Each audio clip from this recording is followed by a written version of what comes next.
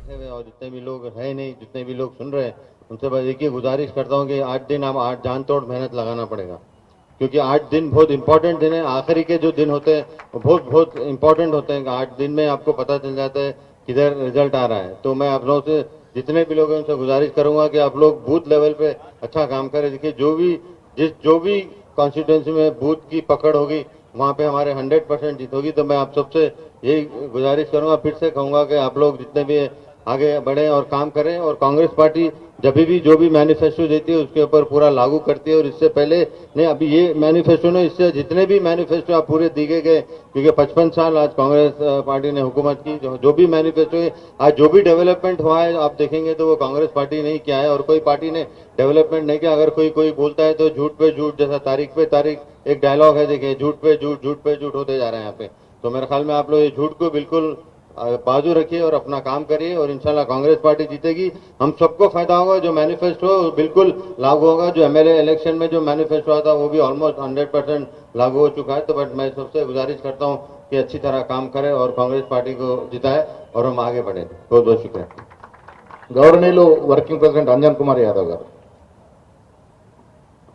సభా అధ్యక్షులు working president Mahesh Kumar Goud గారు, పెద్దలు మన ఇన్ఛార్జ్ దీపాదాస్ మున్సి గారు, గౌరవ మంత్రివర్యులు మేనిఫెస్టో చైర్మన్ శ్రీధర్ బాబన్న గారు, ఏసీ సెక్రటరీ రోహిత్ చౌదరి గారు, పెద్దలు నిరంజన్ గారు, అదే వేమ నరేందర్ గారు, దానం నాగేందర్ గారు, ఫీరోజ్ ఖాన్ గారు, అదేవిధంగా అజరుద్దీన్ గారు,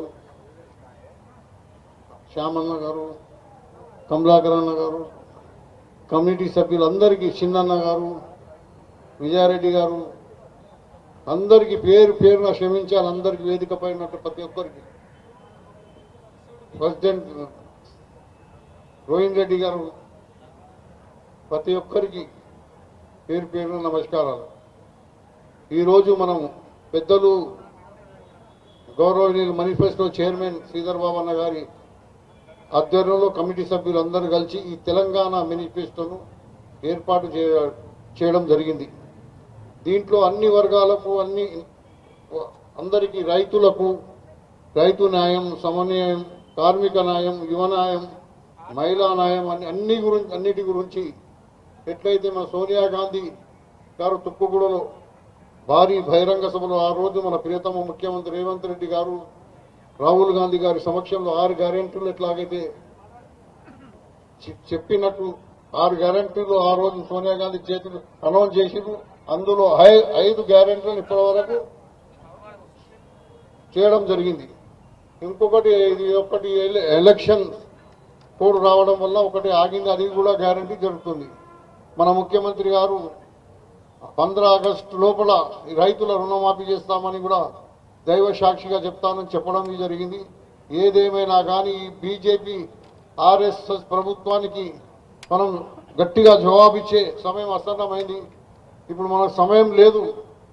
13 అంటే ఇవాళ 3 తారీఖు, 10 రోజులు 2 రోజుల ముందైతే క్యాన్వాసింగ్ మంది అవుతుంది కనుక మనమందరం కూడా జంట నగరాలలో కేవలం ఈ రోజు రాహుల్ గాంధీ గారు ప్రధానమంత్రి కావాలంటే ఒక్కొక్క ఓటు ఈరోజు ఇంపార్టెంట్. మనమందరం ఈ मततत्व पार्टीలకు, बीजेपी को सबक सिखाना है।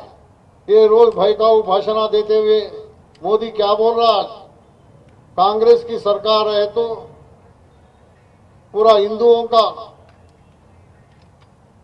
मंगलसूत्र भी दे के माइनॉरिटी भाइयों को बांट देते बोला।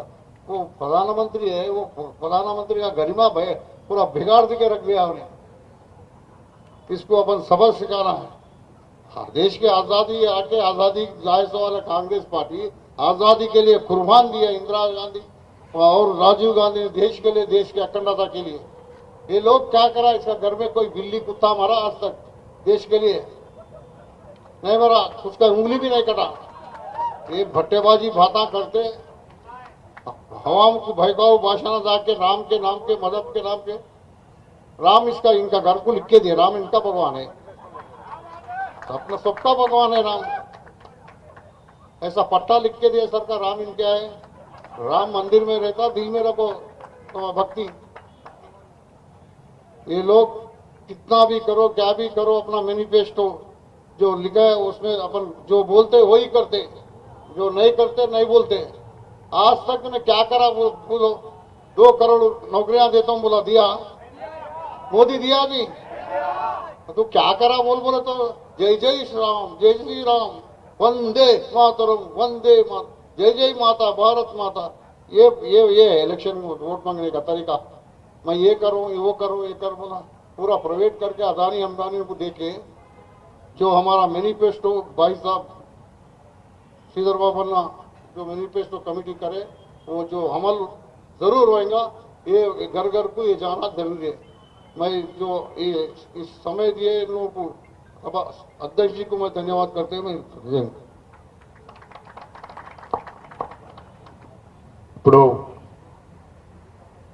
ఈ మేనిఫెస్టో మొత్తం రూపకల్పనకి నాయకత్వం వహించి తెలంగాణకి భవిష్యత్తులో ఏ అవసరాలు ఉంటాయి, ఏ అవసరాలు తీరిస్తే నిజమైన బంగారు తెలంగాణ వస్తుంది, ప్రజలు తెలంగాణ కోసం ప్రాణాలు అర్పించినటువంటి వ్యక్తులు కోరుకున్న నిజమైన తెలంగాణ కోసం కాంగ్రెస్ పార్టీ ఎలాంటి కార్యక్రమాలు తీసుకోవాలి, ఇవన్నీ కూడా రూపకల్పన చేసినటువంటి మంత్రివర్యులు ఈ manifesto committee chairman Shri Sridhar Babu garu మాట్లాడుతుందిగా కోరుతాం.